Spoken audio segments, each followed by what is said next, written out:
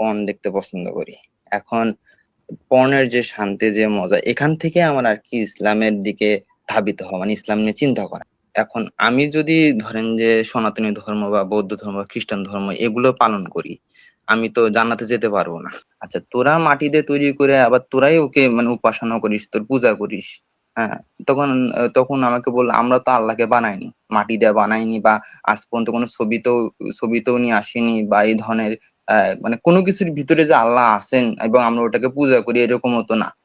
মাটির মূর্তির সামনে আমি সেজদা দিতে চাই না বা মাথা আচ্ছা, ঠেকাতে চাই না।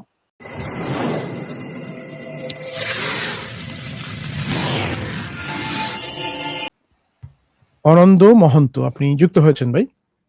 আচ্ছা, আমি কি আপনাদের সাথে সালাম দিয়ে শুরু করব নাকি কি দিয়ে শুরু করব?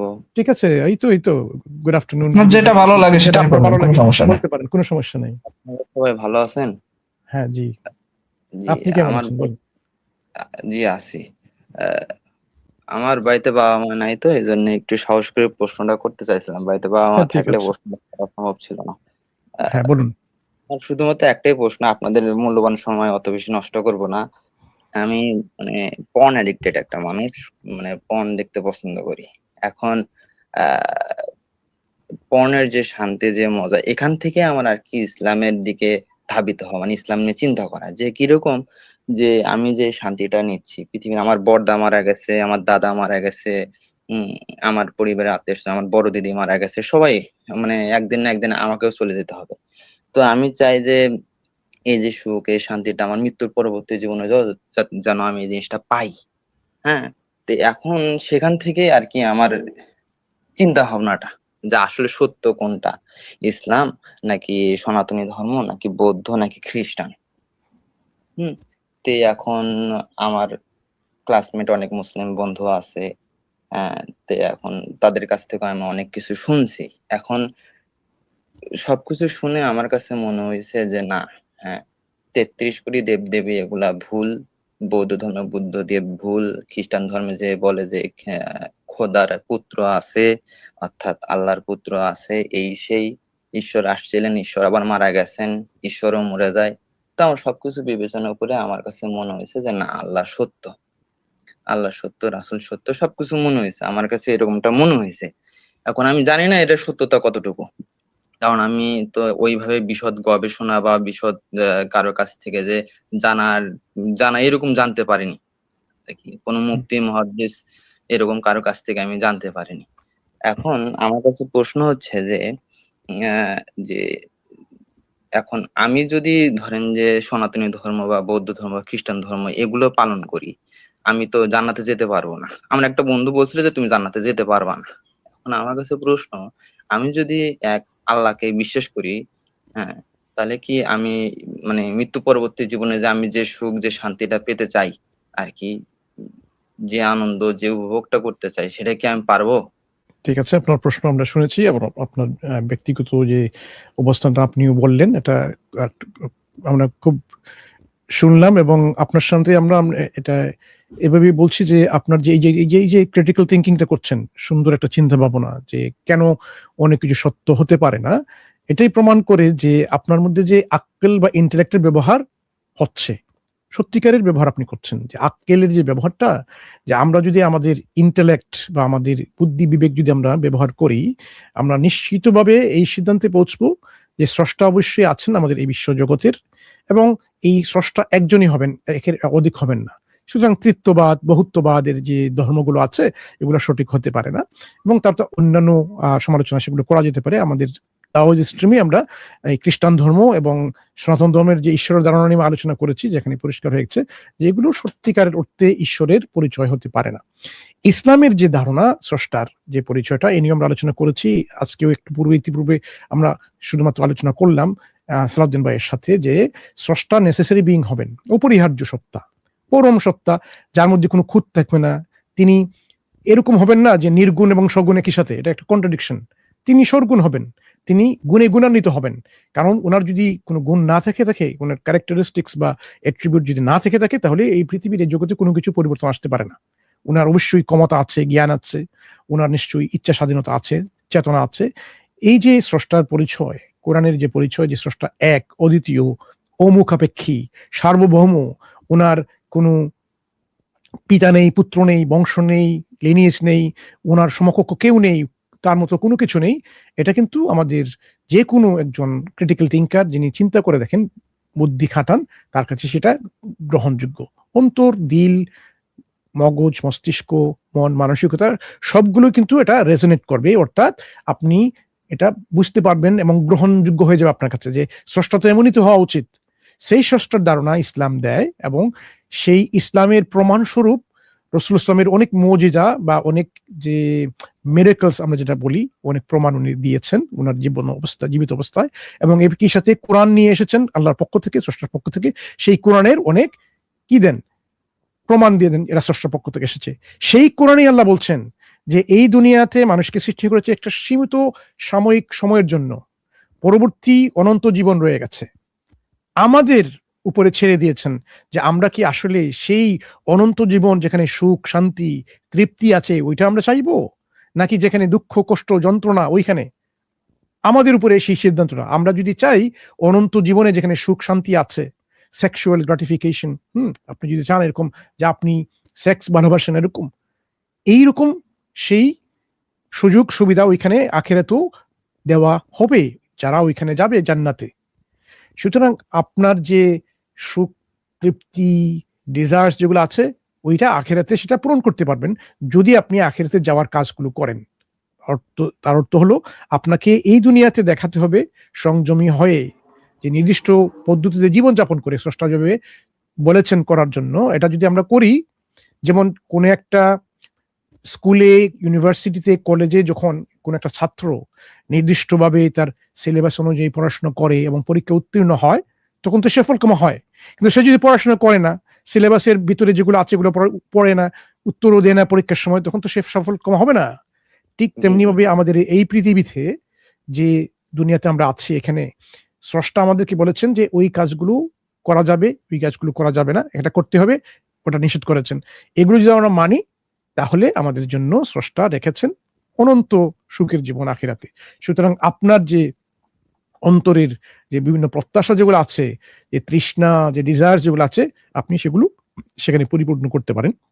কিন্তু আপনাকে যেতে হলে এখানে অবশ্যই স্রষ্টার প্রতি আপনার পুরোপুরি যে আন্তরিকভাবে বিশ্বাস স্থাপন করতে হবে, তার আনুগত্য করতে হবে, তার অনুগত হতে হবে, এবং তাকে মানতে হবে, তার কথাগুলো শুনতে হবে। স্যার মনসুর ভাই, আমি একটু আমার ভাইয়ের কাছে বুঝে নেব। দেখুন ভাই, আপনি তো ধরুন যে আমি বুঝতে চাইছি আপনি কি সত্যি বুদ্ধিগতভাবে আপনি জিনিসটাকে এক্সপ্লোর করতে চাইছেন পুরোপুরি, নাকি মানে আপনার অন্য অপশন আছে? যেমন ধরুন বলছি যে অন্য ধর্মের, আপনি যে ধর্ম থেকে বিলং করেন সেখানে অপসরার ধর্ম ব্যাপার আছে, যেটা হলো আপনি স্বর্গে গিয়ে সেরকম পেতে পারেন, হ্যাঁ, এমন যে সেখানে পাবেন না তা না। আর তারপরে আপনি আমি শেষ করিনি, তারপরে আপনি বলবেন। তারপরে ধরুন যে আপনি আবার ধর্ম ফিলোসফি অনুসারে কিন্তু আপনি আবার পৃথিবীতে জন্মগ্রহণ করতে পারেন, আবার আপনি ওগুলো করতে পারেন, এগুলো কিন্তু সেই ব্যবস্থাতেও আছে। তারপরে আপনি যে ধরুন ব্রাহ্মণ হলেন বা সেই ধরনের পূর্ণ ঘরে জন্মগ্রহণ করলেন, বা এগুলো ধরুন বিভিন্ন রকম আপনার সুবিধা আছে, যে আপনি যে ধর্ম বিশ্বাসে আপনি অলরেডি আছেন সেখানে কিন্তু এই ধরনের সুবিধাগুলো আছে। হ্যাঁ, এখন আমি বুঝতে চাইছি যে আপনি যে এটাকে ধরুন যে অবশ্যই যে আপনি যে ভালো অনুভূতি পান বা যে মানুষের মধ্যে যে সুখ দেওয়া হয়, সে সুখের ধারণা প্রত্যেকটা আল্লাহর পক্ষ থেকে আসা, হ্যাঁ, স্রষ্টার পক্ষ থেকে আসা। এখন কথা হলো যে এইগুলো যদি আপনি ধরুন যে আল্লাহর পক্ষ থেকে মনে করেন আপনি, এবং সেই হিসাবে মনে করেন যে স্রষ্টা একজনই, এবং আপনি সেটা আপনি মানে সেই সুখটা হারাতে চান না। যেমন জান্নাতে ধরুন যে আল্লাহ যে ধারণা সৃষ্টি করেছেন, সেটা অবশ্যই আপনি সেই ধরনের সুখ, এমনি এখানে যেমন মানুষ যৌন সুখ পায়, সে যৌন সুখ তো স্রষ্টারই তৈরি, তাই না? সেই সুখ স্রষ্টা অফুরন্ত দেবেন। আপনি জান্নাতে বসলেই, মানে এখানে মানে যৌন সুখের সামান্য যৌনতা করে মানুষ যে সুখ পায়, জান্নাতে এমনি অবস্থায়, আপনি জান্নাতে অবস্থানকালে এমনি নর্মাল অবস্থায় আপনি তার থেকে অনেক গুণ বেশি সুখে থাকবেন, সুখ পাবেন, এমনি অনুভব করবেন। বা আপনি ধরুন আপনি যে ধরনের অ্যাডিকশন বা যাই বলছেন কিনা, আপনি সে দেখে যা কিছু শান্তি পান বা যাই পান না কেন, জান্নাতে এমনি অবস্থান করলে সে সুখ পাবেন আপনি। তো আপনার কাজটার প্রতি নাকি সুখটার প্রতি আপনার বেশি আকর্ষণ, এটা একটা। আর সেইটা থেকেই নাকি আপনি সত্যি আপনি আসলে আমরা চাই যে স্রষ্টার প্রতি আপনি স্রষ্টার নিয়ামতকে আপনি স্বীকার করুন বা আপনি উপলব্ধি করুন যে না এটা অবশ্যই এই ধারাবাহিকতা আমার চাই বা এই আমি সুখ চাই, মানে স্রষ্টার সন্তুষ্টি হলো যে সেই সুখের মূল মাধ্যম। স্যার সেগুলো হচ্ছে প্রকাশ বিভিন্ন। তো আপনি কোনটা মানে যুক্তি নাকি আপনি মনে করেন যে এটাকে আপনি হারাতে চান না বলে আপনি স্রষ্টাকে ধরবেন না, স্রষ্টাকে আপনি ধরবেন যে স্রষ্টা এত ধরনের একটা সুন্দর সৃষ্টি করেছে, তারপর তার কৃতজ্ঞতা স্বরূপ আপনি স্রষ্টার সন্তুষ্টি কামনা করবেন, তার বদলে হয়তো স্রষ্টাটা দেবে।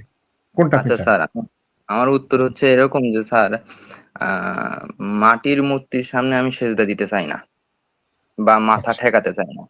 ঠিক আছে স্যার? আচ্ছা এখন হুম। আপনি যে কথাটা বললেন যে পর্ন অ্যাডিক্টেড এই তৃপ্তির জন্য তুমি ইসলামে আসতে চাও নাকি যুক্তিগতভাবে বা তুমি এত সুন্দর একটা স্রষ্টা পাইছো, মানে আল্লাহর প্রতি কৃতজ্ঞ এই হিসেবে তুমি আর কি ইসলামে আসতে চাও? তা আমি বলতে চাই দুটোই। আমি যখন আমি পর্ন অ্যাডিক্টেড একটা মানুষ, শুধু পর্ন না, বিবাহ বহির্ভূত যত ইসলামে যাকে বলা হয় জেনা বা ব্যভিচার, এরকম সকল প্রকার আল্লাহ যাকে বলে হারাম, এরকম সম্পর্কের ভিতরে লিপ্ত আছি। তো আমার কাছে আর কি মনে হয়েছে, আমি জানি না আমার মাথায় কেন এই প্রশ্নটা আসছে, আমার মাথায় কি জন্য এই জিনিসটা আসছে যে আমি ভাবতেছি যে একদিন আমাকেও চলে যেতে হবে, একদিন আমিও মারা যাব। হ্যাঁ, হুম। তো এখন হয়তোবা মৃত্যুর পরে কিছু একটা আছে। সনাতনী ধর্মাবলম্বীরা আমরা আমাদেরকে পুড়ায় দিবে, মুসলমানরা কবরে যাবে, বৌদ্ধ খ্রিস্টানরা কি করবে, হয়তোবা খ্রিস্টানদের কফিনে ওই কবরের মতোই দেয় আর কি। তো এখন আমার কাছে মনে হয়েছে যে আমারও তো চলে যেতে হবে। আপনি তো রিস্ক এখন নিতে চান না, তাই তো? রিস্ক নিতে চান না বা আপনি আমি ঝুঁকি নিতে যে চান না চলে যে কোনটা আমি যে মিথ্যা যদি আমি যে হয়ে যায় চলে তাহলে যাব ফেঁসে যাবো, এরকম একটা ব্যাপার নাকি? আমি আমি যে চলে যাব, এখন হুম। ওই পারে যায় যদি দেখি ৩৩ কোটি দেব-দেবীকে যে আমি পূজা করে আসছি, এই ৩৩ কোটি দেব-দেবী সব ভুয়া এবং আল্লাহ সঠিক। তখন তো আর আমি তো কয়া বলেও তো আর আমি আমি যতই বলি না কেন আমাকে তো আর জান্নাতে দিবে না। কোনদিন আমি আমার মুসলিম বন্ধু বলছিল যে তুই মরে যাওয়া মাত্র তোর মানে সময় শেষ। তুই যখন ওখানে হাজার কান্নাকাটি চিল্লাচিল্লি করলো আল্লাহর কান পর্যন্ত ওটা পৌঁছাবি না। আমার কথা কি বুঝতে পারতেছেন? আচ্ছা জি, গেল। বুঝতে পেরেছি। তো মানে এখন আমি আপনাকে কি এরকম করে বুঝেছে যে আপনার মানে আপনি যদি সনাতন ধর্ম মেনে চলেন তাহলে আপনার দুনিয়াতে একবার আসার সুযোগ আছে। কিন্তু সনাতন ধর্ম যদি সঠিক হয়, মরার পরে দেখলেন সনাতন ধর্ম সঠিক, আপনি দুনিয়াতে আরেকবার আসতে পারবেন। এরকম একটা আমি সুযোগ থাকছে। আর যদি আমি ছোট ইসলাম সঠিক হয়ে যায় তাহলে আপনার একবার হাইস্ট রিস্ক হয়ে যাচ্ছে, তাই তো? এরকম বলতে চাইছেন নাকি? না, না, আমার আমার ছোট থেকে আরকি, ছোট থেকে বলতে আমার বুদ্ধির বয়স থেকে। যখন থেকে আমি বুঝতে পারছি আরকি, উম মানে বুদ্ধি যখন থেকে হয়েছে, বাবারা, দাদারা সবাই দেখছি মাটির মূর্তির সামনে সেজদা দেয়, মুখে যায় ভাত দেয়, দুধ খাইতে দেয়, এই সেই। কিন্তু যে জিনিস দেয় সে জিনিস সেই জিনিসই থাকে। কেউ খায়ও না, কেউ ইয়াও করে না। তখন ওরা এই জিনিসটাকে বলে যে ঈশ্বর আসছিলেন, ঈশ্বর এসে খায়া গেছেন। কিন্তু এই জিনিসটা কয় ফুলের ফুল আছে, ফুলের ঘ্রাণ নিলে কি ফুল চলে যায় নাকি ফুল ফুলিয়ে থাকে। তো এই ধরনের ব্যাখ্যা দিতেন। হ্যাঁ, তা আমি তো তখন যেহেতু আমি তখন সেরকম প্রশ্ন করতে পারিনি, এখনো প্রশ্ন করতে পারি না ভয়ে। কোন প্রকার প্রশ্ন করতে পারি না। কিন্তু হ্যাঁ, তো সেটা তো বলে ভক্তি প্রকাশ করে সেখানে। মানে ঈশ্বর তো সব জায়গায় আছে তাই বলে সেখানে মূর্তির কাছে আগমন করে, চক্ষুদান হয়, তাই না? আচ্ছা, জাগ্রত হয়, যে প্রকাশ হয় মূর্তির আমার মধ্যে। এক বন্ধু আমাকে প্রশ্ন করছিল যে যে তোরা তো তোদের যে মা দুর্গা আছে বা এই ধরনের দেবদেবী আছে ওগুলাকে তোরা তৈরি করিস মাটি দিয়ে। আচ্ছা, তোরা মাটি দিয়ে তৈরি করে আবার তোরাই ওকে মানে উপাসনা করিস, তোর পূজা করিস। হ্যাঁ, তখন আমাকে বলল আমরা তো আল্লাহকে বানাইনি, মাটি দিয়ে বানাইনি বা আজ পর্যন্ত কোনো ছবিতেও নিয়ে আসিনি বা এই ধরনের মানে কোনো কিছুর ভিতরে যে আল্লাহ আছেন এবং আমরা ওটাকে পূজা করি এরকমও তো না। তো তখন আমার জিনিসটা মাথার ভিতরে আসছে যে হ্যাঁ, কথা তো ঠিকই আছে যে আসলেই তো আমরাই মাটি দিয়ে তৈরি করি, আবার আমরাই ওটাকে যা সেজদা দিতেছি। বিষয়টা এরকম হওয়া উচিত যে আমি ওকে মাটি দিয়ে তৈরি করছি, ওই মাটির পুতুলে আমাকে সেজদা করা দরকার, যেহেতু আমি ওর সৃষ্টিকর্তা, ও আমার সৃষ্টিকর্তা না। হ্যাঁ, তো এখন কিন্তু ওখান থেকে তারা তো বলে যে মূর্তিটাকে পূজা করে না, তারা বলে মূর্তির ভিতরে যে ঈশ্বরের প্রকাশ হয়, যে আসে তাকে পূজা করে। এটা ব্রাহ্মণরা বলে, এটা ব্রাহ্মণরা বলে, আমাদেরকে বোঝানো হয় আর কি এইরকম বিষয়। তা আপনার কাছে সেটা সন্তোষজনক মনে হয় না, তাই তো? না আমার কাছে এখন আমি অনার্স সেকেন্ড ইয়ারে পড়ি। আমার কাছে এখনো পর্যন্ত হিন্দু ধর্মের যে সত্যতা, এই সত্যতা এখনো পর্যন্ত আমার কাছে প্রমাণিত হয়নি যে হিন্দু ধর্ম আসলে সত্য ধর্ম। হ্যাঁ, এবং আমি আচ্ছা, আপনার এই চ্যানেলের নাম শুনছেন নাকি বলতে পারি না, টুয়ার্ডস ইটার্নিটি বাংলা। হ্যাঁ, আহ, এটা 13টা ভাষায় আর কি প্রোগ্রাম করে। তো এখন এখান থেকে আমি আর কি যা অনেক বৌদ্ধ ভাই আছে চায়নার বা জাপানিজ, এনারা কিভাবে ইসলাম ধর্মে আসছেন, ওনাদের বাবা মাকে কিভাবে দাওয়াত দিয়ে নিয়ে আসছেন, এইসব বিষয়ে ওনারা ভিডিও করেন। তো এখন এইসব হুম, আমি দেখছি। বুঝতে আহ, পেরেছি। তা আপনার কি মনে হয় যে মুসলিমরা কাবা শরীফকে পূজা করে মনে হয় আপনার? উম, আমার বন্ধু আমি আমার আমার একটা বন্ধুকে প্রশ্ন করছিলাম আমি যে আমার যখন ও আমাকে বলছিল যে মাটির মূর্তিকে আমরা পূজা করি, তখন আমিও বলছিলাম তোরা তো মানে কাবার ওই ওকে ওখানে যা সিজদা দিস, তোরা বলিস এটা আল্লাহর ঘর, এই সেই। তখন আমার মুসলিম বন্ধু তারপর বলছিল ওখানে যে একটা কালো পাথর আছে, হ্যাঁ হ্যাঁ হ্যাঁ হ্যাঁ পাথরটাকে হ্যাঁ পূজা করে নাকি মুসলিমরা, এরকম আপনার কি মনে হয় নাকি? আমার বন্ধু আমাকে বলছিল যে না ওটা বলে জান্নাত থেকে আসছে আর কি। হ্যাঁ, ওই পাথরটা বলে জান্নাত থেকে আসছে, এরকম আমাকে বলছিল। আমি জানি না, আমি এই সত্যতা জানি না আর কি, যে আসলে ওটা জান্নাত থেকে আসছে কি আসে নাই। তো আমি তখন ও বলছিল আমরা ওইটাকে যে চুম্বন করি, মানে চুমা খাই। তো এখন তখন আমাকে বলছিল যে আমরা কাবা শরীফের পূজা করি না। হ্যাঁ, আমি বলছিলাম যে তাহলে তোরা যে ওখানে সেজদা করিস, মানে সেজদায় মানে মাথা নত করিস। হ্যাঁ, মাথা নত করিতে সেজদা বলে। যাই হোক, তুই এখন ওখানে যে মাথা নত করিস, বিভিন্ন কিছু করিস, কান্নাকাটি করিস। তা আমরা তো মানে বাড়িতে হাজার হাজার মূর্তি তৈরি করি, সেগুলোর সামনে কান্নাকাটি করি। তো এখন আমাকে বলছিল যে না আমরা ওটার উপাসনা করি না, আমরা ওটাকে দিক নির্দেশনা মানে মানে ওই দিক করে আর কি নামাজ মানে সেজদা দেয়, এই জিনিসটা বলছিল আর কি। জি, মানে আসলে ওখানে যে আল্লাহ ওই মধ্যে প্রকাশ হয় এটা আমরা ধরি না, বুঝতে পেরেছেন তো? মূর্তির মধ্যে প্রকাশ হয়, দেবতা সেটা ধরা হয়, কিন্তু আমরা ওখানে আল্লাহ মানে ওটার উপাসনা করি না, বা ওটাকে ঈশ্বরের রূপ মনে করি না, বা ঈশ্বরের মধ্যে আবদ্ধ আছেন সেটাও মনে করি না আমরা। ওটা জাস্ট দিক, যে আল্লাহ যেহেতু যেদিকে আমরা মুখ ফিরে না কেন সেদিক আল্লাহর দিক, তো আল্লাহ একটা দিক সবার জন্য নির্ধারণ করে দিয়েছেন, সেটা হলো যে কাবা। আর ওখানে যে পাথরটা আছে সেটা চুম্বন খায়, রাসূলুল্লাহ সাল্লাম কে দেখেছেন, তার হিসেবে সাহাবারা করেছেন, সেই হিসেবে আমরা ওটা করি। সেটা হলো যে সেটা আল্লাহর প্রতি ভালোবাসা এবং রসুলের প্রতি ভালোবাসা স্বরূপ এটা করি আমরা। ওখানে পাথরটাকে মনে করেন যে পাথর তার কিছু বাড়তি শক্তি আছে বা ক্ষমতা আছে নিজে থেকে, বা এরকম কিছু না, বা ওর মধ্যে ঈশ্বর প্রকাশ হচ্ছে সেরকমও ধরি না আমরা। তা জাস্ট একটা আল্লাহর আয়াত চিহ্ন বা এই টাইপের। হ্যাঁ, তো সেই হলো যে ব্যাপার। না ঠিক আছে, তাহলে আপনি তাহলে পার্থক্যটা জানেন যে ইসলাম ধর্মে আসলে মূর্তি পূজা বা এই ধরনের জিনিসগুলো করা হয় না, বা আমার সঙ্গে ওই ধরনের। হচ্ছে কি, আমি ফুললি স্যাটিসফাই যে, এবং আমি পুরোপুরি বিশ্বাসী। হয়তোবা আমি লোকলজ্জার ভয়ে বা এখন আমি আমার বাবা মার খাই পড়ি, এই বিধায় আমি বাইরে কোনো জায়গায় বলতে পারি না। হ্যাঁ, আবার আমি আমার মুসলিম ফ্রেন্ডদের সাথে এটা যে শেয়ার করব সেটা শেয়ারও করতে পারি না। কিন্তু আমি আমার মন পুরোপুরি সায় দেয়, পুরোপুরি এই বিষয়ে আর কি বলে।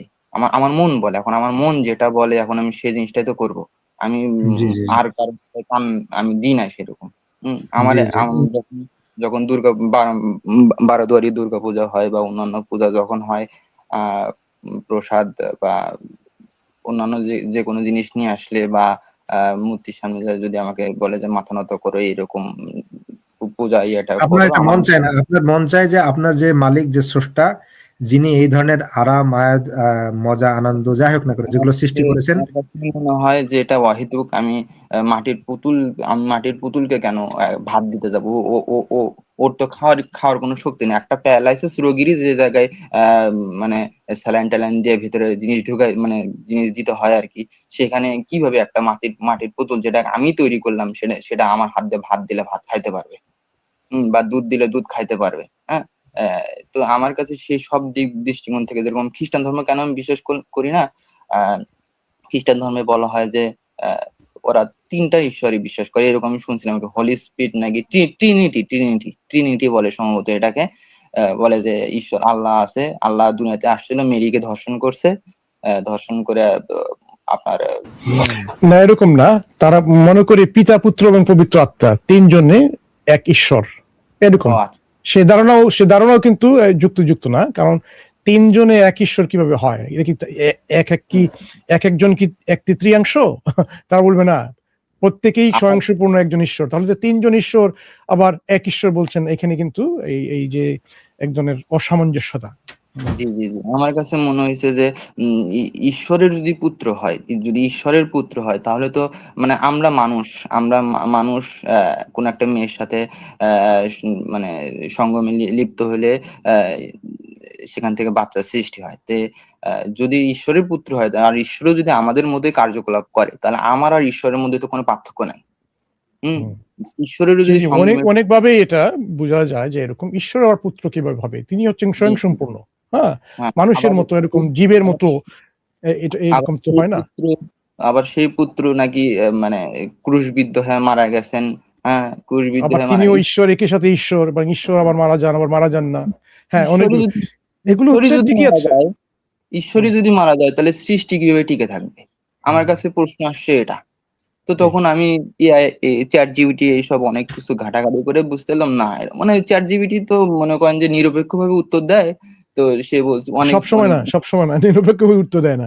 ChatGPT এগুলো আপনার মনের মতো করে উত্তর দেয়। এইজন্য জি, আপনাকে প্রশ্ন করতে হবে এমনভাবে যাতে সে এরকম আপনার মনের মতো করে উত্তর দেয় না। আপনি বলবেন যে নিরপেক্ষভাবে, মনে করুন আপনি একজন এই ক্রিটিক, সমালোচক এরকম করে তাকে প্রম্পট গুলো লিখতে হয়। সে যাই হোক, সেটা অন্য একটা ব্যাপার।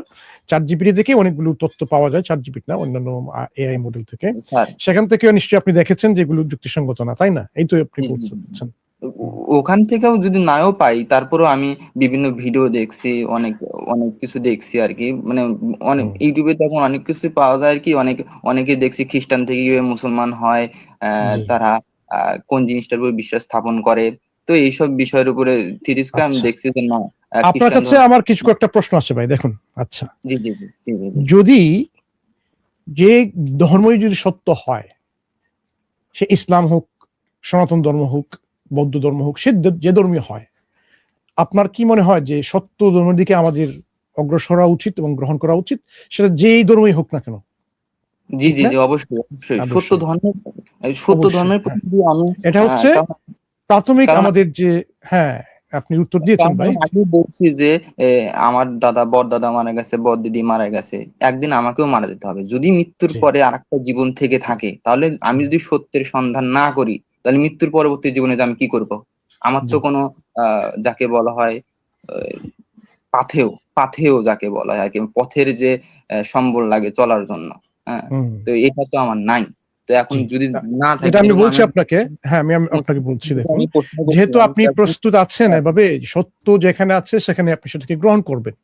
এখন যদি ইসলাম সত্য হয়, চিন্তা জি, করে জি, দেখুন, উত্তর দেওয়ার আগে চিন্তা করুন। জি, তখন জি, আপনি তো যৌক্তিকভাবে সেটা গ্রহণ করবেন। কিন্তু আপনার কাছে অনেক বাধা বিপত্তি আসতে পারে। যে আমার পরিবার কি মনে করবে? আমার আত্মীয়স্বজন, আমার বন্ধু-বান্ধব, আমার আমার যে সম্প্রদায়, আমার যে লোকগুলো আছে আমার গ্রামে, গঞ্জে, শহরে, আমার আশেপাশের যে লোকগুলো, এগুলো প্রশ্ন আসতেই পারে। এখন কথা হচ্ছে, যে সত্যের সন্ধানী এবং সত্যের যে সত্যকে ভালোবাসে, সত্যকে গ্রহণ করতে চায়, তার জন্য কিন্তু এরকম অনেক বাধা বিপত্তি আসতেই পারে। এইজন্য সত্যকে গ্রহণ করার জন্য ধৈর্যের প্রয়োজন আছে এবং কষ্ট স্বীকারের প্রয়োজন আছে। সত্য যে আপনার সাথে হাসিমুখে সবসময় ধরা দেবে এরকম না। তার সাথে আসতে পারে অনেক কষ্ট, অনেক তিরস্কার, ওই যে লোকের তিরস্কার, হ্যাঁ? অনেক কিছু লোকে বলতে পারে। আপনার এমনও হতে পারে এই সত্যকে গ্রহণ করার কারণে আপনার পরিবার আপনার থেকে বিচ্ছিন্ন হয়ে গেছে বা হয়ে যাচ্ছে, এরকম হতে পারে। আপনার পরিবার আপনাকে বঞ্চিত করবে আপনার পরিবার থেকে, উত্তর থেকে, বন্ধুত্ব থেকে, আত্মীয়স্বজন থেকে। এরকম অনেক কিছু আমরা দেখি হতে পারে। এখন কথা হচ্ছে ভাই, দেখুন, যেহেতু এগুলো হয়, হুম? আপনার মানসিক অবস্থানটা আপনি কিভাবে প্রস্তুত করবেন, এটাই হচ্ছে সবচেয়ে বড় বিষয়। যে আমি যখন সত্যকে জানলাম, কিন্তু মানতে গিয়ে আমার লাভ হচ্ছে নাকি ক্ষতি হচ্ছে আমি ওটা দেখছি। যে আমার সম্প্রদায় যদি আমাকে ত্যাগ করে, তাহলে তো সেটা হবে না। আপনি কি ওইখানেই আটকা পড়ে যাবেন সত্যকে গ্রহণ করার জন্য? যেহেতু আপনার সম্প্রদায় কি মনে করছে ওটার জন্য?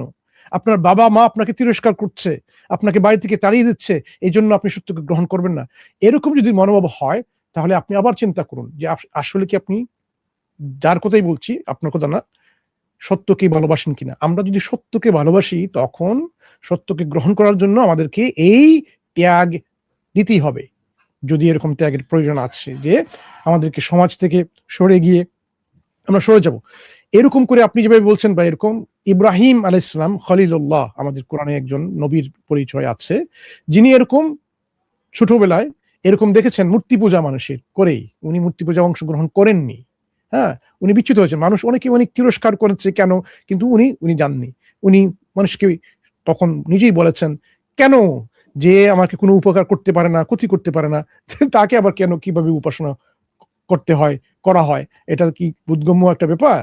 সে যাই হোক, ওনার স্টোরি অনেক ত্যাগ দিক তিদিকে এরকম করে অনেক কষ্ট করে মানুষের সম্প্রদায়ের কাছে তার যে গ্রহণযোগ্যতা সেটা প্রমাণ করতে হয়েছে পরবর্তীতে। নবী হওয়ার পূর্বে পর্যন্ত তার অনেকগুলো এরকম আমরা কি বলি একটা জীবনের অনেক স্ট্রাগল দেখাতে হয়েছে। এখন আপনার জীবনেও এরকম স্ট্রাগল আসতে পারে, কিন্তু আপনাকে দেখতে হবে ভাই যে আপনি আসলে কি সত্যের দ্বারক বাহক হবেন, নাকি আপনি লোকে কি বলে সেটা দেখবেন, আমার বাবা আমল কি বললো, মা কি বললো, আমার জাতি গোষ্ঠী কি বললো ওটা দেখবো, নাকি আমি আখিরাতে অন্য যে একটা জগৎ আছে সেই জগতে আমি আসলেই ওইখানে গিয়ে মুক্তি পরিত্রাণ পাবো কিনা সেটাকে আমি দেখতে হবে। যখন কোরআনের যে সূরাগুলো আছে ভাই এরকম যে ওই সময় একজন মানুষ তার বন্ধুকে পর্যন্ত কি করে দেবে যে তাকে নিয়ে নাও, তাকে দিয়ে যদি আমি বেঁচে যাই, শুধু তার বন্ধু না, তার তার স্ত্রী, তার ভাই, তার বাবা মা সবাইকে এরকম উজাড় করে দিয়ে দেবে যে তাদের জন্য দুনিয়াতে ওমান ফিল আরদি জামিয়ান সুম্মা ইউনজি, এমনকি দুনিয়ার সমস্ত কিছু যদি আমি দিয়ে পরিত্রাণ পেয়ে যাই, সেই ওই কাজটা করবে। এটা হচ্ছে এরকম আখিরাত, এখানে একজন বাবা ভাই বোন মা কেউ, বুঝতে পারছেন, কেউ, আমি শেষ করছি ওই পয়েন্টটা, কেউ কিন্তু ওইখানে সাহায্য করতে আসবে না, ওইখানে কেউ সাহায্য করে আসবে না, বরং প্রত্যেকে নিজের জন্য শুধু বাঁচার এই চেষ্টা করে যাবে। এই জন্য আমি আপনাকে বলছি যে দেখুন, আপনি ওই সময় কিন্তু আপনার বন্ধু বান্ধব আত্মীয় স্বজন কেউ আপনাকে সাহায্য করতে আসবে না। আপনি যদি ইসলামকে সত্য হিসেবে যদি আপনি এখন বুঝেন, আপনার উচিত হবে কল্যাণের জন্য, আপনার সফলতার জন্য ইসলামকে গ্রহণ করা, কবুল করা, মুসলিম হয়ে যাওয়া। মুসলিম হওয়া কিন্তু অত্যন্ত সহজ, কিন্তু মুসলিম হয়ে জীবনযাপন কঠিন হতে পারে, সেটাই আমি বলছি। শুধুমাত্র যদি আপনি আশহাদু আন লা ইলাহা ইল্লাল্লাহ ওয়া আশহাদু আন্না মুহাম্মাদুর রাসূলুল্লাহ ওইটা যদি আপনি মনে প্রাণে বলে বিশ্বাস করেন, উচ্চারণ করেন, আপনি মুসলিম হয়ে যাবেন। কিন্তু আপনাকে তখন এই যে ইসলামী জীবনযাপন করার জন্য সংগ্রাম করতে হবে, এই স্ট্রাগল করতে হবে, যাতে করে কোনোভাবে যে আপনাকে যে অবস্থান থেকে আপনাকে পদচ্যুত কেউ করতে না পারে, সেদিক থেকে আপনাকে সেই মনোবল নিয়ে আপনাকে এগোতে হবে। আপনি যেটা বলতে চাচ্ছিলেন, আপনি নিজেই বলেছেন আপনার কাছে মনে হয় ইসলামী সত্য। হ্যাঁ, ইসলাম তো সত্য, তার প্রমাণ তো আমরা অহরহ দিয়ে দিচ্ছি প্রতি মুহূর্তেই এই দাওয়াজ স্ট্রিমে। এখন আপনার অবস্থানটা হলো সেটা আপনি নিজেকে জিজ্ঞেস করুন, আপনি প্রস্তুত আছেন কিনা সেই সত্যকে গ্রহণ করে ধারণ করে সত্যের বাহক হয়ে জীবনযাপন করার জন্য, যাতে করে আপনি আখিরাতে গিয়ে মুক্তি পান, কল্যাণ হয়, আখিরাতে আপনার সুখ শান্তি হয়। এই দুনিয়াবি জীবন তো বেশি দিনের না ভাই, আমরা কতদিন বাঁচবো সেটা আমরা নিজেরাই জানি না, যে কোনো মুহূর্তে মারা যেতে পারি। কিন্তু আমরা যদি ইসলাম কবুল করে না মারা যাই, আমাদের তো পরিত্রাণ হবে না, মুক্তি হবে না। বুঝতে পেরেছেন? আমাদের ভাইকে হ্যালো স্যার, আমার ফোনে একদমই চার্জ আছে, 4% চার্জ আছে। আমার ফোন হয়তো 5-6 মিনিট পরে বন্ধ হয়ে যাবে স্যার।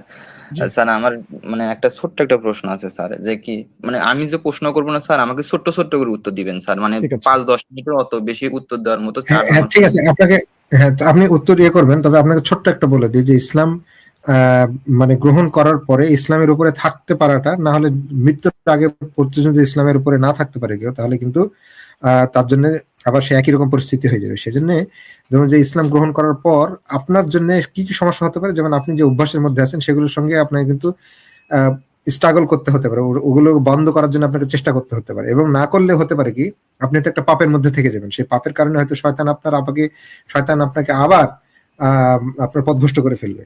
তখন পুরোপুরি আপনি লসের মধ্যে চলে যাবেন। তো আপনি সবকিছু ভেবে চিন্তে যা কিছু করবেন। আপনি প্রশ্ন করুন। হ্যাঁ স্যার। আচ্ছা স্যার, আমার প্রশ্ন হচ্ছে, মানুষকে তো একসময় মারা যেতেই হবে।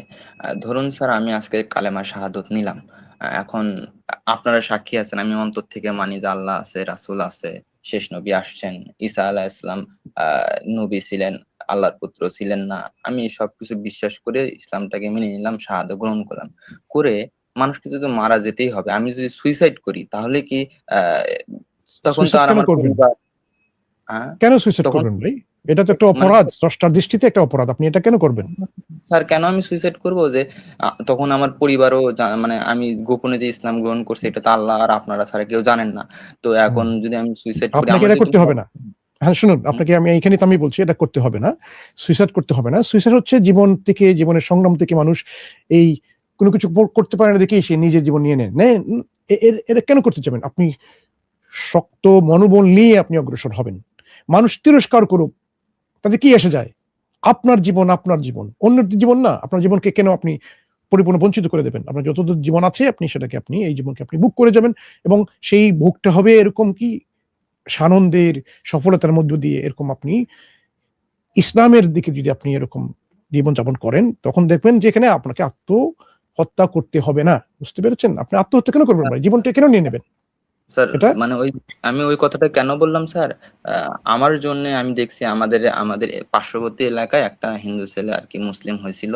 তো এর কারণে ওর বাবা মাকে অনেক তিরস্কার, অনেক কিছুর সম্মুখীন হতে হয়েছে। ওর বাবা মা ইসলাম ধর্ম গ্রহণ করেনি, কিন্তু এখনো পর্যন্ত সমাজে তাদেরকে হেয় প্রতিপন্ন করা হয়। তো এখন আমি চাই না, যেহেতু তারা আমার জন্মদাত্রী বাবা মা, হ্যাঁ, তারা না জানুক যে আমি মুসলমান হয়েছি, হ্যাঁ, কিন্তু তারা তারা এতটুকু জানে যে তার ছেলে কোন একটা কারণে সুইসাইড করছে।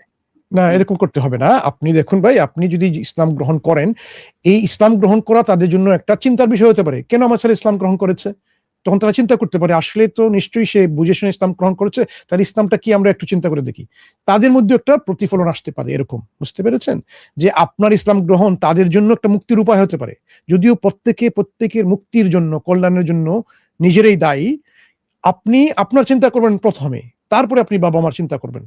কারণ আমি ওই যে বললাম, আখেরাতে বাবা মাও আপনাকে ছেড়ে দেবে, আপনি আপনার বাবা মাকে ছেড়ে যাবেন। ওই সময় কেউ কাউকে সাহায্য করতে আসবে না। এই মুহূর্তে মনসুর ভাই এখানে একটা কাজ উনি করতে পারেন। প্রথমে উনি হচ্ছে আপাতত গোপন রাখতে পারেন, যখন সুযোগ সুবিধা আসবে তখন উনি প্রকাশ করলেন। তার আগ পর্যন্ত গোপনই রাখলেন। যদি খুব বেশি ক্ষতির কারণ হয়ে যায়, কিংবা তার পরিবারের জন্য বা তার জন্য অনেক বেশি বিপদের কারণ হয়ে যায়, সেক্ষেত্রে উনি আপাতত গোপন রাখতে পারেন বিষয়টা। ঠিক আছে, এইটাই জাযাকাল্লাহু খাইরান। তাহলে আপনি কারণ ইসলাম গ্রহণ করুন, ইসলাম গ্রহণ করুন, আপনি গোপন রাখুন, এবং একই সাথে ইসলামের শিক্ষা শিখে নিন। একজন আলেমের সাথে বসে বসে ইসলাম শিখুন, যে কোনো ভাবে শেখা যায়। তখন আপনার মনোবলটা আরো বেড়ে যাবে। তখন আপনি প্রকাশ করতে পারবেন প্রকাশ্যে, পরবর্তীতে ইনশাআল্লাহ কোনো সমস্যা হবে না। আপনি আপাতত সুযোগের সন্ধান করুন কিভাবে আপনি হচ্ছে সবচেয়ে বেস্ট ওয়েতে ইসলামটা প্র্যাকটিস করতে পারেন, সেইভাবে করে করলে আমার মনে হয় কোনো সমস্যা হবে না। আমাদের এই ভাইকে আমি যেটা বলতে চাইছিলাম, যে দেখুন, যে আরেক ভাইয়ের উদাহরণ দিলেন, তার ইমান আনার পরে দেখুন তার শক্তি কতটা, মানসিক শক্তি কতটা বেড়ে গেছে, যে সমস্ত অপমান ঝঞ্ঝাট এগুলো সহ্য করেও সে কিন্তু মানে কি বলে, জীবন যুদ্ধের সংগ্রাম যেটাকে বলা হয় সেটা কিন্তু করে যাচ্ছে, সে টিকে আছে, তাই না? তো আপনি যখন সঠিক রাস্তায় আসবেন, তখন সঠিক রাস্তায় আসলে আপনি কোনো শক্তি, আপনাকে কোনো শক্তির অপমান শক্তি কিছু আপনার কাছে কিছু মনে হবে না। সুতরাং আপনাকে যখন সঠিক রাস্তায় আপনি চলে আসবেন, তখন আপনি বলবেন যে আমি এখন জীবন শেষ করবো কেন, আমি স্রষ্টারে কাজ করবো আরো বেশি। খামোখা কোন মানুষে কি করলো তার জন্য আপনি দুর্বল মনে করবেন কেন নিজেকে, তাই না? তো সেই জন্য আপনি তখন আরো স্রষ্টার থেকে সাহায্য পাবেন। আপনি যতই যাই হোক, আপনার মানসিক একটা শক্তি থাকবে আপনার, আপনি তখন সামর্থ্য, যেহেতু ওনার ব্যাটারিতে তেমন চার্জ নেই, যেহেতু সময় কম, কখন আপনার সঙ্গে আমাদের কথা হবে, দেখা হবে, সেটাও নিশ্চিত না। এই জন্য ভাই দেখুন, আপনি এই সুযোগটা এখন নেন। আপনি যদি নিশ্চিত হন ইসলাম সত্য, ইসলাম কবুল করে ফেলেন। শাহাদাত সম্পর্কে আপনি জানেন, আপনি এই শাহাদাত আপনি প্রকাশ করে ফেলুন। তাহলে আপনার এই মুহূর্তে যদি আপনার জীবন চলে যায়, তাহলে আপনি নিশ্চিত হয়ে যাবেন যে আপনি আখিরাতে জান্নাতে যাবেন। কারণ এটাই হচ্ছে জান্নাতে যাওয়ার জন্য পূর্ব শর্ত, যে আপনি অন্তরের বিশ্বাস না, মুখ দিয়েও সেটাকে উচ্চারণ করতে হয়, মুখ দিয়েই সেই প্রতিশ্রুতি দিতে হয়, মুখ দিয়েই সেটাকে ব্যক্ত করতে হয়। বুঝতে পারছেন ভাই? আপনি দেখুন, চিন্তা করে দেখুন যে আপনি এই যে সময়টুকু আছে, ওই সময় আপনি কি সেটা করতে চান? আপনি কি ইসলাম গ্রহণ করবেন? স্যার আপনাদের এই লাইভ স্ট্রিমটা কখন হয় স্যার? প্রতি শনিবার বাংলাদেশ সময় 7টা থেকে, আর কি আপনার ইন্ডিয়ার সময় 7:30 থেকে। আচ্ছা, বাংলাদেশ সময় 7টা থেকে। স্যার আমাকে একটু সময় দিতে হবে স্যার, একটু সময়, 6-7 দিন। সমস্যা নেই, আপনি হচ্ছে সময় নেন। আর এই যে ভাই, আমি আমার ফেসবুক প্রোফাইলটা আপনার এখানে প্রাইভেট চ্যাটে দিয়ে দিয়েছি, আপনি আমার সাথে একটু যোগাযোগ রাখেন। হ্যাঁ, সালমান ভাই কিছু বলতে চাচ্ছেন? আপনার ফেসবুক আছে নাকি? জি আছে। হ্যাঁ, আমি আমার ফেসবুক প্রোফাইলটা এখানে দিয়ে দিয়েছি, আপনি অবশ্যই আমাকে মেসেজ করবেন, ঠিক আছে?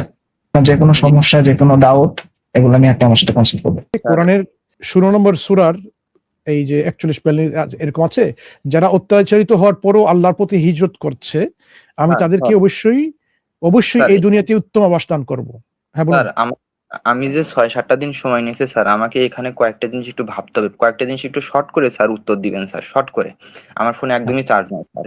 শর্ট আচ্ছা করে আচ্ছা উত্তর আচ্ছা। হচ্ছে স্যার, আমি যে পণ বা জেনা ব্যভিচারে লিপ্ত আছি, আচ্ছা স্যার, আমি মুসলিম হওয়ার পর অর্থাৎ শাহাদা নেওয়ার পরে সব মানে শাহাদা নেওয়ার পরে এগুলোকে আমি কন্টিনিউ করে যেতে পারবো, নাকি এগুলো আপনার আমাকে বাদ পরিবর্তন আসবে ভাই, আপনার পরিবর্তন আসবে। সত্যকে আপনি যখন ধরবেন, তখন স্রষ্টাই আপনাকে যখন বলবেন, আপনি স্রষ্টার যে স্রষ্টার কাছে আপনি নিজেকে আত্মসমর্পণ করবেন, যে স্রষ্টা আপনাকে আমি আমি বিশ্বাস করলাম, আপনার কথা আমি শুনবো, তখন আপনি নিজেকে সংযমী তৈরি করবেন, সংযমী হয়ে যাবেন। মুসলিমরা কি রমাদান মাসে এই খাবার দাবার, ধূমপান এগুলো ত্যাগ করে না? জি যারা ধূমপায়ী, এই যে কার্টুনের পর কার্টুন তারা সিগারেট খায়, দিনের বেলা কি করে রমাদান মাসে বন্ধ করতে পারে?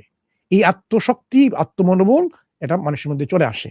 আপনি ওরকম এই যে যেগুলো কথা আপনি বলছেন, ইনশাআল্লাহ ইসলাম গ্রহণ করার পরে আপনার জন্য সেগুলো ছাড়তে, সেগুলো ত্যাগ করতে অত্যন্ত সহজ হবে ইনশাআল্লাহ। আচ্ছা, আমি এর আগে স্যার অনেকবার পণ বা আমি মানে এই জিনিসগুলো ছেড়ে তারপরে ইসলামে আসতে চাইছিলাম আর কি স্যার, যে আমার কাছে মনে হয়েছে যে আমি এগুলো করি, আমার মুসলিম বন্ধুকে ভাই বলছিলাম। এখানে একটা কথা বলি, সেটা হচ্ছে ইসলামে আসার জন্য আপনার এগুলো ছাড়া অপরিহার্য না। আপনি ইসলামে আসতে পারবেন এগুলা নিয়েই, কিন্তু আপনি যদি ইসলামে থাকা অবস্থায় এগুলো করেন তাহলে এটার জন্য আপনার গুনাহ হবে। শয়তান কিন্তু আপনাকে, আপনি যদি ওটা থেকে বেরিয়ে আসার চেষ্টা না করেন, তাহলে শয়তান আপনাকে আবার পথভ্রষ্ট করে দিতে পারে। আচ্ছা, আমি আমার বন্ধুকে জিজ্ঞাসা করছিলাম, তো আমার বন্ধু বলছিল দেখ, তুই ইসলামে যদি আসিস এগুলো বাদ দিয়ে দিতে হবে।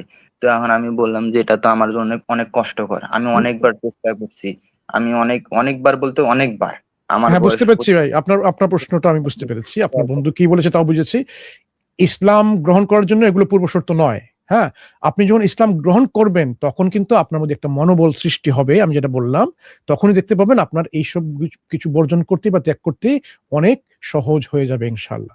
সেটাই বলছি, যেহেতু আপনি নিজেই ত্যাগ করতে চাচ্ছেন, এই যে ত্যাগ করার যে একটা মনোবলটা আরো বেড়ে যাবে আপনার তখন ইসলাম গ্রহণ করার পরে, সেটা আপনি বুঝে নিন। কেউ আচ্ছা যখন আমাকে ইমান যখন কেউ নিয়ে আসে, তো তখন তার প্রতি আল্লাহ বাড়তি সাহায্য, কেউ যদি সেটা ভালো কাছে ভালো পথে চলতে চায়, তার জন্য আল্লাহ তাকে সাহায্য দান করে না বাড়তি। যেহেতু আপনার চার্জ অনেক কম, বা আমি একটা কথা খুব ইম্পর্টেন্ট এটা বলা দরকার স্যার, সেটা হচ্ছে এই কি গ্যারান্টি আছে যে আজকে এই যে আপনি আর রাত সকাল পর্যন্ত বেঁচে থাকবেন, ঠিক আছে না? কিংবা আর 15 মিনিট পরে যে আপনি বেঁচে থাকবেন, এটারও তো কোনো গ্যারান্টি নেই, কিংবা আমাদের কারোরই গ্যারান্টি নেই। আমরা কেউই হয়তো আর 10 মিনিট পরেও হয়তো আমাদের মধ্যে কেউ চলে যেতে পারে, আল্লাহ না করুক, ঠিক আছে না? কাজে আপনি ইসলাম গ্রহণ করা থেকে বিরত থাকবেন না ভাই। ইসলামটা গ্রহণ করে নিন, অন্য সবকিছু পরে, আগে ইমানটা, তারপরে অপরাধগুলা, আপনি যেগুলা ইসলামের বিরোধী কাজ কারবার করতেছেন সেগুলা আস্তে ধীরে ছাড়া যাবে, কোনো সমস্যা নেই। মানে প্রথমত আপনি ইমান আনেন, কারণ আপনি যেই মুহূর্তে ইমান আনবেন, আপনার পূর্বের, আপনি যেই মুহূর্তে আপনি ইমান আনছেন সেই মুহূর্ত থেকে তার আগের সকল গুণা কিন্তু মাফ হয়ে যাবে। এরপরে যদি আপনি নতুন গুণা করেন, সেটা আপনার গুণা হিসেবে থাকবে। আবার সেগুলোর জন্য যতক্ষণ আপনি তওবা করবেন এবং সেগুলো বাদ না দিবেন, ততক্ষণ পর্যন্ত গুণা হবে, কিন্তু আপনার পূর্বের গুণা সব মাফ হয়ে যাবে এবং আপনি একটা মানে নতুন একটা জীবনের মতো একটা নিয়ে আপনি জীবনযাপন করতে পারবেন, ঠিক আছে? এই কারণে আমার সাজেশন হচ্ছে সেগুলো ছাড়ার চেষ্টা করে, যদি সক্ষম না হ্যাঁ হ্যাঁ পুরোপুরি যতদিন সক্ষম না হচ্ছেন ছাড়তে, ততদিন পর্যন্ত গুনাহ হবে ঠিকই, কিন্তু তার জন্য আপনি জান্নাতে শেষ পর্যন্ত জান্নাত থেকে আটকে থাকবেন না। আল্লাহ হয়তো সেগুলো ক্ষমা করে দিতে পারেন, বুঝতে পেরেছেন? কিন্তু ইমান না নিয়ে আসলে, শিরক অবস্থা মৃত্যু বহন করলে আপনার কাউকে উদ্ধারকর্তা পাবেন না, মানে আল্লাহ আপনাকে উদ্ধার করবেন না আপনার পাপ থেকে। এই হলো ব্যাপার। আচ্ছা, কেউ মানে ভাই কি আমার কথা হচ্ছে আপনি ইমানটা এনে নেন, আগে ইমান আনেন, ঠিক আছে? তারপর অন্য সবকিছু করা যায়। আচ্ছা, আমার কথাটা একটু শোনেন যে, আচ্ছা কেউ যদি ঈমান না এনে মৃত্যুবরণ করে, তাকে তাকে কি যে যারা জান্নাতে যাবে বা যারা জাহান্নামে যাবে, এরা কি একে অনন্তকাল, মানে এদের কি আর কি কোনো ছাড়া পাওয়ার কোনো উপায় নাই, বা একেবারের জন্য কি তারা সেখানেই থাকবে? দেখুন, কারো কাছে যদি ইসলাম সত্য আহ, প্রমাণিত হয়ে যায়, তার জ্ঞান মোতাবেক কেউ যদি বুঝে ফেলে যে এটা সত্য, তারপরে ধরুন যে ইমান যদি গ্রহণ না করে, হ্যাঁ, জি তো সে অবস্থায় যদি তার মৃত্যুবরণ হয়, তাহলে সে তাকে উদ্ধার মানে কেউ তাকে উদ্ধার করবে না, বুঝতে পেরেছেন? উদ্ধারকর্তা হিসেবে কাউকে পাবে না। আর যেহেতু ইমান আনেনি, মানে আল্লাহর সাহায্য সে নিতে অস্বীকার করেছে। ইমান আনা মানে আপনি আল্লাহর সাহায্য নিতে স্বীকার করলেন, ইমান না আনা মানে আল্লাহর সাহায্য নিতে আপনি অস্বীকার করলেন, তখন আল্লাহ আপনাকে জোর করে উদ্ধার করবে না, বুঝতে পেরেছেন? তখন আপনাকে স্বাধীনতা দেওয়া হয়েছিল যে আপনি আল্লাহকে বাছাই করবেন কি করবেন না। এখন যদি কেউ যদি আল্লাহকে বাছাই না করে, আল্লাহর সঙ্গে শিরক করে, তাহলে কোনোদিনই আল্লাহ নিজে থেকে গিয়ে, তার কারণ আল্লাহ প্রতিশ্রুতি দিয়েছিলেন যে বান্দা যা ইচ্ছা করবে তাই হবে, বুঝতে পেরেছেন তো? তো সেই হেতু আল্লাহ তা আর উদ্ধার করবেন না, ফলে উদ্ধার না করার কারণে সে কোনোদিনই জান্নাত থেকে বেঁচে থাক জাহান্নাম থেকে মুক্তি পাবে না, এটা হলো সমস্যা, বুঝতে পেরেছেন? জি, জি। ইমানটা সেখানে খুব গুরুত্বপূর্ণ। আচ্ছা, তার মানে সত্য এটাই যে আমি যদি, ভাই যেটা বললেন, আমি যদি 15 মিনিট পরে যদি মারা যাই, আমি যদি এটা স্বীকারোক্তি না দিই, তাহলে আমাকে চিরকাল আর কি জাহান্নামে থাকতে হবে। এটাই আপনি এটাই উদ্ধারকর্তা হিসেবে কাউকে পাবেন না, উদ্ধারকর্তা হিসেবে কেউ থাকবে না আপনার, এই হলো সমস্যা। জি, জি, জি। তা- এখন হুম। আমার কাছে প্রশ্ন হচ্ছে যে কি, আমি ইসলাম ধর্ম গ্রহণ করার পরেও যদি হস্তমৈথুন, জেনা, ব্যভিচারে লিপ্ত থাকি এবং মৃত্যুর আগ পর্যন্ত যদি আমি এটাতে লিপ্ত থাকি, তাহলে কি আমি জাহান্নামে যাব? আরে ভাই, এর উত্তরটা আমরা দিয়েছি ভাই, বারবার কি প্রশ্ন করছেন? দেখুন, আপনাকে আমরা উত্তর দিয়েছি, আপনার সিদ্ধান্ত আপনি নেবেন, ঠিক আছে? আপনাকে কিন্তু জোর জবরদস্তি এখানে করছে না। আপনি যদি ইসলাম গ্রহণ করতে চান, আপনি স্বেচ্ছায় ইসলাম গ্রহণ করবেন, ঠিক আছে ভাই? এ পর্যন্ত থাক। যে আনন্দ মাহাতো ভাইকে বলে যে প্রত্যেক পাপের জন্য জাহান্নাম আছে, কিন্তু আলটিমেটলি যদি শিরক করেন, সব চাইতে ইমান না নিয়ে আসেন, তাহলে সেই জন্য জান্নাত থেকে জাহান্নাম থেকে উদ্ধার করার রাস্তা নাই। আর যদি ধরুন বাকি পাপ হলো সেখানে জাহান্নাম হবে, কিন্তু আপনি উদ্ধারকর্তাটা হারিয়ে ফেলবেন।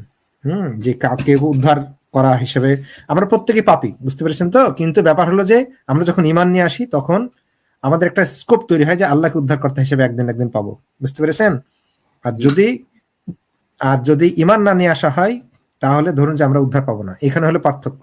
মানে মূল কথা হচ্ছে ইমান না আনলে আপনাকে আল্লাহ ঘোষণা দিয়ে দিয়েছেন যে ক্ষমা করবেন না, আর ইমান আনলে আল্লাহ বলছেন যে হচ্ছে তিনি যাকে ইচ্ছা ক্ষমা করতে পারেন। তাহলে এখন আপনি ইমান আনার পরে যদি আপনার অপরাধের প্রতি আল্লাহর দয়া হয়, তাহলে আল্লাহ চাইলে ক্ষমা করতেও পারে, বুঝছো না?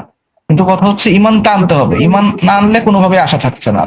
আপনি অন্যের ক্ষতি না করছেন এমন পাপে, আর শিরক করছেন না, আপনি যদি শিরক না করেন, আপনি অন্যের কারো ক্ষতি করছেন না এমন পাপে আল্লাহ ইচ্ছা করলে ক্ষমা করে দিতে পারেন আপনাকে, বুঝতে পেরেছেন? ঠিক আছে, ঠিক আছে, আপনি সময় নেন, চিন্তা করুন। আচ্ছা, সমস্যা নেই, আপনি আমাকে কন্ট্যাক্ট করেন, আমার সাথে কন্ট্যাক্ট করেন কিছু। হ্যাঁ, ওকে, ঠিক। এই পর্যন্তই থাকে। ওকে, কথা হবে পরবর্তীতে ইনশাআল্লাহ। দেখি আপনি কি সিদ্ধান্ত নিলেন, আমাদেরকে জানাবেন।